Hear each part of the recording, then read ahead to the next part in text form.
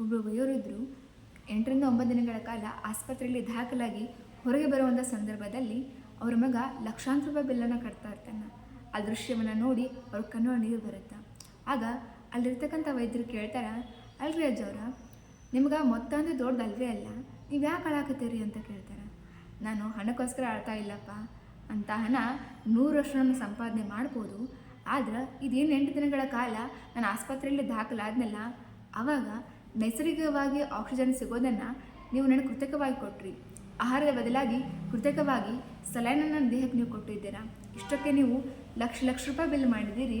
ಆದರೆ ಇದೇ 80 ವರ್ಷಗಳ ಕಾಲ ನೈಸರ್ಗಿಕವಾಗಿ ಉಚಿತವಾಗಿ ಆಕ್ಸಿಜನ್ ಆಹಾರವನ್ನು ಕೊಟ್ಟು ನನ್ನ ಹತ್ರ ಒಂದಿನೂ ಪ್ರಕೃತಿ ಬಿಲ್ಲನ್ನು ಕೇಳಲೇ ಇಲ್ಲ. ಆದಾಗ್ಯೂ ಕೂಡ ಒಂದಿನೂ ನಾನು ಪರಿಸರ ಸಂರಕ್ಷಣೆಯತ್ತ ಹೆಜ್ಜೆ ಇಡಲಿಲ್ಲ. ಅದಕ್ಕೋಸ್ಕರ ಹಾಳಾಕತ್ತೀನಿ ಅಂತ ಹೇಳ್ತಾರೆ. ಪ್ರಕೃತಿ ನಮ್ಮ ಹತ್ರ ನೀವು ಗಿಡಗಳನ್ನ ಬೆಳೆಸ್ರಿ, ಪ್ರಕೃತಿನ ಸಂರಕ್ಷಣೆ ಮಾಡಿ ಅಂತ ಕೇಳ್ತಾ ಇಲ್ಲ. ಬದಲಾಗಿ ಪ್ರಕೃತಿಯನ್ನು ನಾಶ ಮಾಡಬೇಡಿ ಅಂತ ಕೇಳಾಕತ್ತದೆ.